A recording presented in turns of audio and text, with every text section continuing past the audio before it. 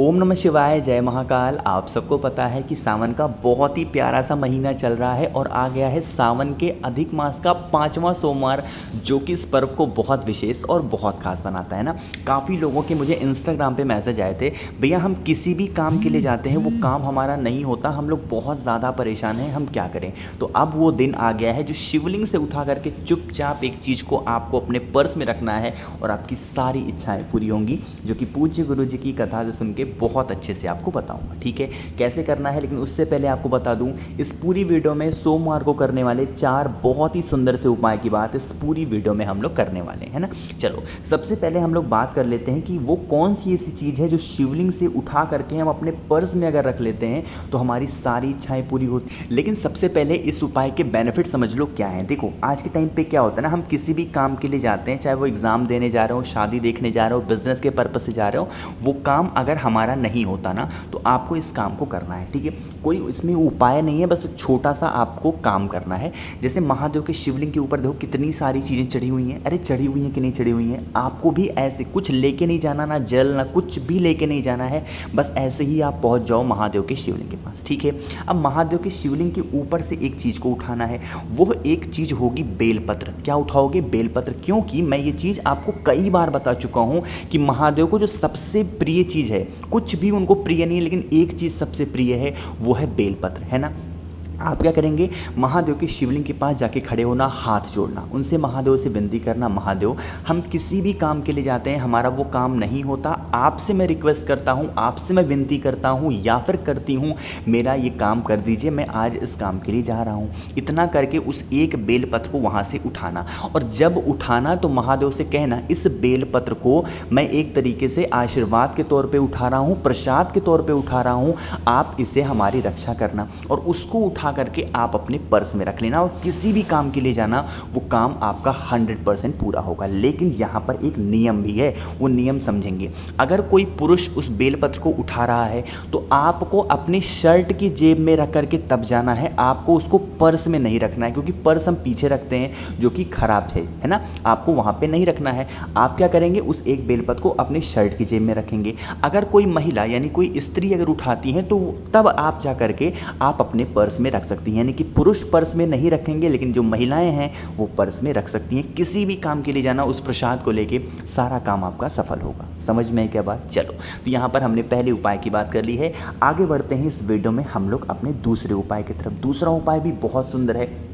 कोई भी काम अटका हुआ है, बहुत दिन हो गए, सारे व्रत करके हार गए हो, तो इस काम को करना। अभी रिसेंटली गुरुजी की कथा जो बिहार में चल रही थी, उसी में गुरुजी ने बताया इस उपाय को। ठीक है, देखो यहाँ पर आपको दिख रहा होगा बेलपत्र, बहुत ही प्यारा सा। तो इसी तरीके से 5 बेलपत्र लोगे, बहुत ही प्यारा सा, बहुत ही सुंदर सा, कहीं से कटा फिटा हुआ नहीं होना चाहिए। ठीक है, ले लिया।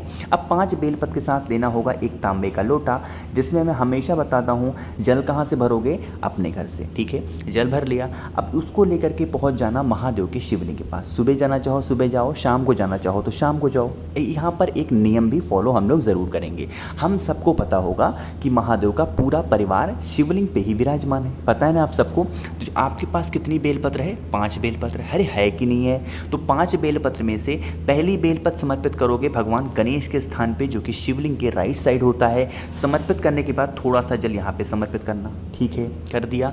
दूसरी बेलपत्र समर्पित करोगे भगवान कार्तिकेय के स्थान पे, और यहाँ पर बेलपत्र समर्पित करके उसी कलश का थोड़ा सा जल यहाँ पे समर्पित कर देना।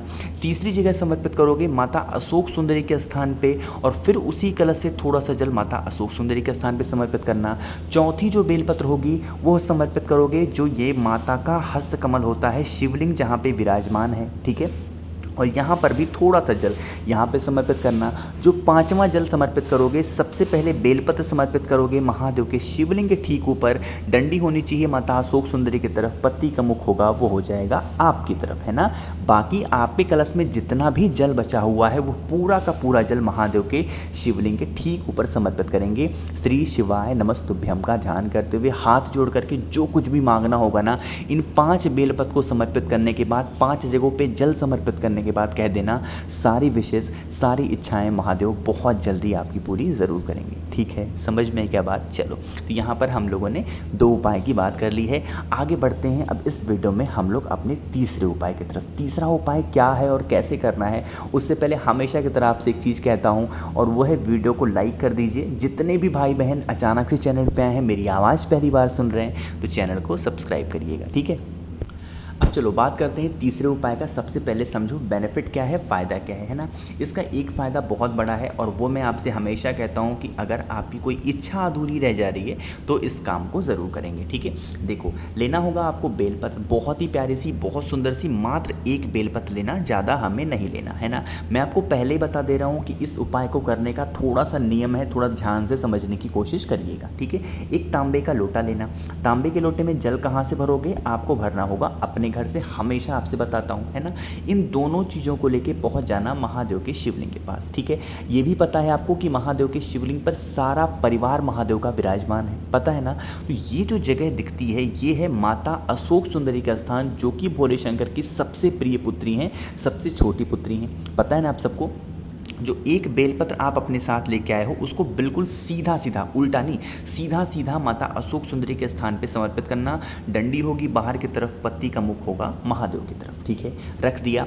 जो आप अपने साथ 1 लोटा जल लेके आए हो तांबे के लोटे से, उस तांबे के लोटे में जो जल है उसी जल से, बार बार जल को भरना नहीं है, उसी तांबे के लोटे से 7 बार जल आपको इसी बेलपत्र के ऊपर गिराना होगा, श्री शिवाय नमस्तुभ्यम का ध्यान करते हुए। कितनी बार गिराओगे, 7 बार। पूरा जल खत्म मत कर देना। 7 बार जल गिराने के बाद जितना भी जल आप पे कलश में बचा हुआ है उस जल को 3 बार महादेव के शिवलिंग के ठीक ऊपर समर्पित करना, श्री शिवाय नमस्तुभ्यम का ध्यान करते हुए। जब यहाँ पे समर्पित करोगे, जल बहता हुआ इस बेलपत्र से होता हुआ नीचे गिरेगा। इसको अपने दाहिने हाथ में लेना, राइट हैंड में लेना, दोनों आंखों पे लगाना और अपने घर चले जाना। जो भी विशेष मांग के लगाओगे, जो भी इच्छा मांग लोगे, सारी विशेष सारी इच्छाएं महादेव बहुत जल्दी पूरी करेंगे। ठीक है, थोड़ा सा नियम इस उपाय का यही है कि आपको बार बार उस कलश में जल नहीं भरना। जितना भी जल घर से लेके आए हो उसी में से 7 बार जल इस बेलपत्र के ऊपर जो माता अशोक सुंदरी के स्थान पे चढ़ाया है वहाँ पे करना। पूरा जल मत चढ़ा देना, थोड़ा सा जल बचा लेना। जितना जल बचा हुआ है उसको 3 बार में महादेव के शिवलिंग के ऊपर समर्पित करना, श्री शिवाय नमस्तुभ्यम का स्मरण करते हुए। ठीक है, समझ में क्या बात मेरी। चलो, तो 3 उपाय की हमने यहाँ पर बात कर ली है। आगे बढ़ते हैं इस वीडियो में। अब हम लोग अपने चौथे उपाय, लेकिन चौथा उपाय बताने से पहले आपसे एक छोटा सा रिक्वेस्ट करता हूँ कि मैं इस टाइम पे हूँ इंस्टाग्राम पे भी और फेसबुक पे भी। सेम आईडी है मेरी, द नेचुरल प्लैनेट 108। वहाँ पर सर्च करिए, मैं आपसे बातें किया करूँगा। ठीक है, चलो अब समझते हैं इस चौथे उपाय को। चौथा उपाय भी बहुत प्यारा है और ये उपाय भी आपकी किसी भी इच्छा को पूरी करने के लिए बहुत परफेक्ट है, बहुत सुंदर है। ठीक है, क्या करना होगा, आपको फिर से लेना होगा एक बहुत ही प्यारी सी, बहुत ही सुंदर सी बेलपत्र। ठीक है, बेलपत्र को ले लिया। उस बेलपत्र को लेके चले जाओगे कहाँ पर, जो भी बेल का पेड़ आपके घर के आसपास सबसे नज़दीक में हो, जो भी बेल का पेड़ सबसे नज़दीक में हो वहाँ पे रहना। ठीक है, और जो एक बेलपत्र है ना, उस एक बेलपत्र को क्या करोगे, यहीं पे रख देना, बेल पेड़ के नीचे ज़मीन पे, या फिर आप चाहो तो पेड़ पर भी आप रख देना। लेकिन जब रखोगे तो डंडी होगी अपनी तरफ और पत्ती का मुख होगा पेड़ की तरफ, और जब रखोगे तो यहाँ पर एक मंत्र बोलना होगा, सिर्फ और सिर्फ आपको बोलना है नमः शिवाय। ठीक है, यहाँ पर ओम का उच्चारण नहीं करना है, सिर्फ आपको बोलना होगा नमः शिवाय। ठीक है, बोल करके अपनी कामना कह देना। ठीक है, कह दिया।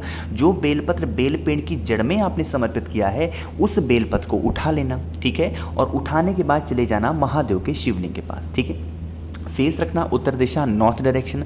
जो बेलपत्र आप बेल पेड़ के नीचे से उठा के लाए हैं वही बेलपत्र महादेव के शिवलिंग के ठीक ऊपर समर्पित करना। डंडी रखना माता अशोक सुंदरी की तरफ, पत्ती का मुख रखना अपनी तरफ, और यहाँ पर भी सेम मंत्र बोलना होगा नमः शिवाय। क्या बोलोगे, नमः शिवाय। यहाँ पर भी ओम नहीं बोलना है, सिर्फ नमः शिवाय बोल करके समर्पित करना। 1 लोटा शुद्ध जल आपको इसी बेलपत्र के ऊपर समर्पित करना है। जल बहता हुआ जलाधारी से नीचे गिरेगा।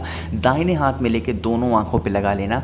जो भी अपनी कामना से इस उपाय को करोगे, सारी विशेष सारी इच्छाएँ आपकी पूरी ज़रूर होंगी। ठीक है, तो मैंने पूरी अच्छे से कोशिश की है आपको अच्छा समझाने की। तो वीडियो पसंद आई हो तो लाइक ज़रूर करिएगा। 4 उपाय मैंने बताए हैं, जो भी उपाय आपको अच्छा लगता हो, आपकी फैमिली के लिए अच्छा हो, कोई सा भी एक उपाय आप कर सकते हैं। ठीक है, तो कुछ समझ में नहीं आया हो तो नीचे कमेंट में पूछिएगा।